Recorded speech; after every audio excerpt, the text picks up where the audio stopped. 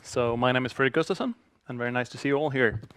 And Torbjörn and Marie asked me to give you a bit of a brief on the American market and the situation and what we believe the future holds for us in the North American market in the US. So I'm thinking that we'll partly discuss this in three areas. So the first area is really what does the market look like, and what are the typical customers looking like in the IMIT field, of course. And then also, what is it that we do for them? How do we help them? How do we help them face their challenges of increasing efficiency and meeting the demographical challenges that Torbjörn talked about earlier? And finally, what are the success factors for Sectra's growth in the US market? So that's what we're going to be talking about. My role at... Oh, sorry about that. I'm used to walking around when I'm talking, so I'm probably going to be moving over here, but I'm going to try to stick over here. So what is the best way, I think, to start looking at the American market? It's really to actually take a look at one of our customers. So this is Rich Hooray. He's one of the leading CIOs in the US in the healthcare space. He's the CIO in a hospital system called Heart for Healthcare. Heart for Healthcare produces about 1 million radiology exams, which is one of the metrics that we use as we assess customer size or healthcare system size. And to give you an idea comparative to the Nordic markets, that's about the size of what we produce in Stockholm, more or less. And there are many of these kind of healthcare systems in the US. I'll come back to the numbers later on. So today, Rich and Hartford is a close friend and partner of Sectra. A few years back when we started talking with them, we asked them, so what are the challenges that you're facing? What is it that you're looking? What are your aspirations as a healthcare system? Basically, what they said is, we have this challenge. We have 12 different hospitals, we have different systems, and we cannot really share images, we cannot leverage our size, we cannot utilize our resources, our radiologists, we cannot provide the kind of efficiencies that we're looking at in terms of deriving the profitability within their system. And this inefficiency was also hurting them in terms of the ability to grow, because they're also a business and they're looking to grow. And this is very much what we see in many of the healthcare systems and the integrated delivery networks in the US market today. Having a history, old systems, gone through a digitization of their EMRs, so we've heard electronic medical record systems being mentioned, and typically these are huge projects. In the range of 1 billion Swedish crowns is what you pay at least to get one of the big EMRs into play in one of these healthcare systems. And during the early phase of the 2000 to 2010, I would say, we saw a trend where many of these healthcare systems went through that digitization. And today, they're looking for solutions that complement those EMRs, that allows them to take that further. So today, Rich and Hartford, they actually have a consolidated Sectra system that fits nicely together with their Epic implementation, Epic being their EMRs, and they've been successfully able to really improve efficiencies and share images and utilize their size and create economies of scale, and also to grow their business into affiliated sites. Another example of what a customer looks like in the US, or what the market looks like, is UPenn, University of Pennsylvania in Philadelphia, serving the New Jersey region. Again, a bit bigger than Hartford University. This is one of the really prestigious healthcare systems in the US. They had similar challenges. They had old systems, many old systems, that they paid annual maintenance contracts, old versions causing inefficiencies, both in terms of the efficiency of the individual radiologist, but also collaboration inefficiencies. Inefficiencies between the radiology department, but also phasing out into the GPs, to the orthopedics, to the referring physicians, including to the patients. And again, similarly as Hartford, having gone through a digitization phase, moving into a large EMR implementation, they were now faced with a decision, what do we do with imaging? How do we complement our EMR with an imaging solution that allows us to really be efficient and to lower our total cost of ownership in terms of the number of systems, but then also going for those operational efficiencies that they're looking for. So, Hartford, UPenn are very representative of the type of customers that we do have and that we're going for moving forward. And what do they have in common? They're mid-sized to large. That is about 1 million exams, take or give. They're looking to manage consolidation, because both of these previously mentioned customers are also growing, inherently growing by acquisitions. So they have this historical challenge with many different hospitals, many different systems, and moving forward, there is a consolidation in the market due to a number of different reasons. Not the least value-based care, but also where healthcare systems are forced to take on some of the risk of patients moving forward. So they need to really ensure that they get their act together to have consolidated patient-centric systems to deliver and really to meet those expectations of improved efficiencies moving forward. Leveraging their EMRs. If they've spent a couple of billion Swedish crowns on EMRs, of course, that's something that's really on the top of the agenda. How do they get most bang for the buck out of those already made investments? I'll come back to that. I did spend 12 years in the EMR industry before I joined Sectra. So EMR integration is a bit of my special interest. And our ability to integrate with EMRs, as Maria said earlier, is one of the critical success factors as well. Increasing efficiencies, and that's not only within the radiology departments. As Torbjörn mentioned, we also now move into digital pathology, but also allowing them to improve outcomes within orthopedics and down the upstreams, improve education through the education field. Security, trust, scalability as you grow are key components when they make the selection. So how do they choose vendors? What are the decision factors? They go through their traditional RFIs, RFPs, but at the end of the day, they behave like any other human being. They look at their peers. They ask their friends. And what is the way that you ask your friends in the US?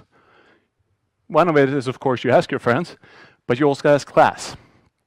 So that's why it's so intrinsically important for us to show that best-in-class customer satisfaction goes hand in hand, but at the end of the day, what it really is a proof point, how we deliver, how we actually take our responsibility towards the customers. And that's why class is so important, because it really allows the customer to feel that I trust Sectra, I trust my peers, and they're saying good things about Sectra, and hence I will trust Sectra as well. So in terms of the volumes and the growth and the path forward, if we look at the intrinsic growth, we have a natural growth within the customer segment already that Sectra has in the US. And as you perhaps have seen in the financial reports, we're closing to about 300 million Swedish crowns on the North American revenues. And that is growing on its own through upsell, through moving into digital pathology, through other mechanisms, through acquisitions within those healthcare systems on their own. But if we then look at net new growth, we look at about 5,000 hospitals, some 800 integrated delivery networks, which is, the basic outline of the market that we're shooting for. Out of those, we assess that about 400 are vulnerable because it is a replacement market in some regards.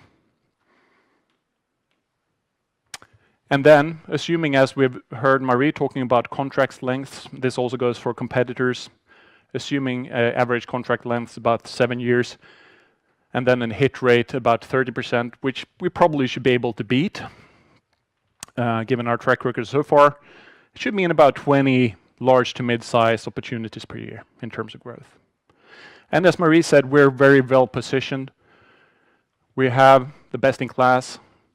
There is a lot of rumors in the market. When we look at the class decision insight reports with the most considered PACS vendor right now.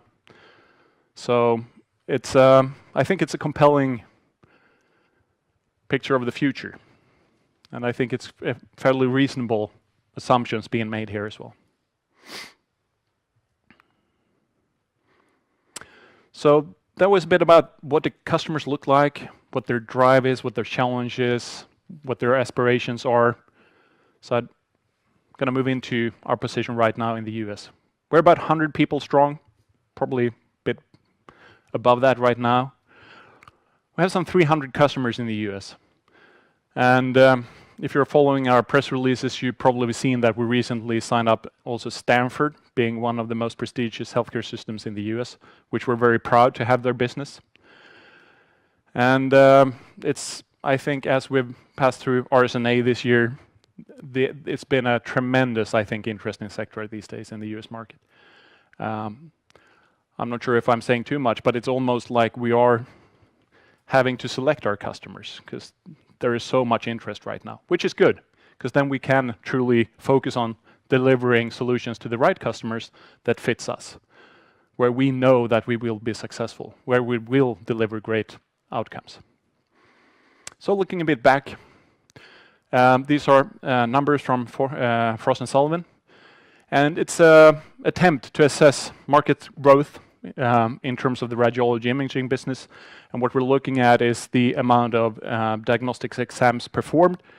And basically those numbers tells us that the market inherently has had a growth about 2% in production volumes, whereas Sectra has grown with about some 18%, give or take, over the last years on a compound annual growth rate.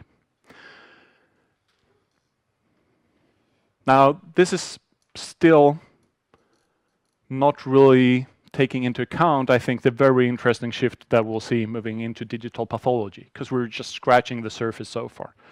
Obviously, the ability to allow customers to move into digital pathology is something that holds our future-proof brand promise up to sort of, really to prove that.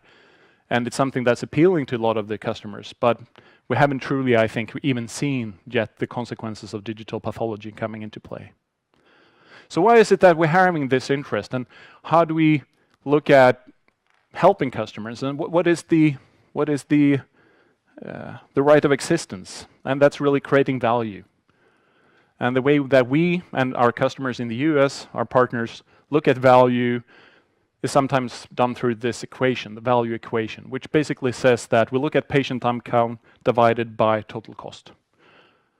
So what we do is essentially optimizing that equation by either helping them improve efficiencies through a number of different technology measures, through implementation support, through guiding them through utilization of the services, but also through reducing the cost of ownership. So if we go back and remember what I said about Hartford and Rich, I had two things that I had in mind. So they wanted to reduce the cost. So what we're able to do is to replace a large number of systems with one consolidated platform, serving both radiology, cardiology, and also integrating that with their EMRs. So that's addressing the cost side of the equation, and then providing the tools to collaborate. Improving efficiencies is really improving the outcome side of that equation. And this is also where artificial intelligence comes into play, that Klaus will talk about later on. How do we leverage this new technology? How do we utilize that? And at the end of the day, if it doesn't play into this equation, it doesn't matter. But it holds, I think, a truly significant and very, very promising potential for improving outcomes. We mentioned EMRs and the integration side with that again. In the US today, the EMR market is essentially split between Epic and Cerner. Epic has about, I think, 50% of the population in their systems. We are working with both Epic and Cerner, and we're working with creating out-of-the-box, tightly integrated solutions with EMRs. So it's inherently super important for a customer buying our solutions today to know that it fits with their EMR. And when it comes to Epic, it's even on the magnitude of collaboration that we've achieved that we have development weeks together with Epic. I, at this point in time right now, have developers in the US, in Madison, working with Epic on creating shared integrations. And we're also pushing the standards forward together. So we're creating something called Firecast, which is something that Sectra and Epic has pushed forward in terms of creating the next generation of integrations between imaging systems and EMRs. So we're really on the front line, and I think this is also very much recognized in the market space, both in the best in class, but also being considered as a vendor. If you're an Epic shop today, you're certainly looking at Sectra. And this comes from our conscious decision to really ensure that we help customers improve their efficiencies, and understanding that to fit into this equation, we need to integrate perfectly with their EMRs. And that's what we're doing, because we're doing it due to customer obsession. We mentioned digital pathology. So within the US, the FDA approval will be necessary before you do full-scale primary diagnostic reviews. Now, the outlook for the FDA approval on our digital pathology solution is perhaps somewhere next year, later on next year. That doesn't mean that we aren't able to sell or market yet. There are a number of different opportunities for our customers and our partners in the US to utilize digital pathology. One of them is integrated diagnostics, and some things that, again, Torbjörn showed you is that we're focusing on is cancer care, and Marie also talked about this extensively. And tumor boards, where you make decisions on how to treat patients, is increasingly the place where you make the decision on how to proceed. And that's done with a combination of radiologists, pathologists, surgeons, oncologists. And this is where we can actually come into play already today. Frozen sections, education, so there is a number of areas where digital pathology may already be utilized today, and I'm sure Elin will talk more about that later on. But it's also about this future-proof perspective, making sure that if I go with Sectra as an enterprise vendor, Sectra will be there, will be able to expand into the areas where it really matters. And I think in the US market, they also realize that digitization of pathology is happening, so being prepared, making the choice of Sectra is a very future-proof choice.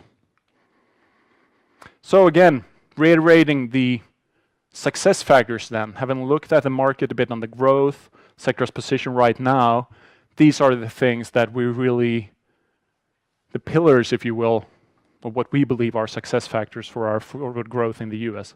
It is customer satisfaction, first and foremost, no doubt about that. It's the EMR integrations, and it's also about the future-proofness. Making sure that you, as you partner with Sectra, because you know you're going to be with us for a long time, that relationship is going to work, and that we're on the same trajectory, that we believe the same things about the future. How does that hold up then in a competitive perspective? Marie mentioned best of breed, best of suite. Those are, I would say, the major segments when we look at competition. So best of suite vendors would be similar to Sectra mostly, where we try to address a wider set of requirements, facing a larger number of challenges on the customer side, whereas the best of breed vendors are more tailored, more niche. And as you see here, it's a number of components in the competitive landscape that I think position us in an extremely strong way in both of these segments. On the best of suite, Epic integrations, best in class, and I think also the ability to actually prove or that we are able to deploy, that we're able to get things working for large-scale healthcare systems. That's not always true for all other vendors. In the best of breed area, if you're a niche player, and if you go for a best of breed strategy, as a healthcare system, you really take on the responsibility of integrating all of those different vendors' solutions. And as you see, the field of enterprise imaging is growing, that burden that you take on as a healthcare system just increases. So it increases cost, it increases complexity, increases risk. And thus, digital pathology, total cost of ownership, and the ability to actually show the benefits of a best of suite platform is really, I think, what offsets the best of breed competition.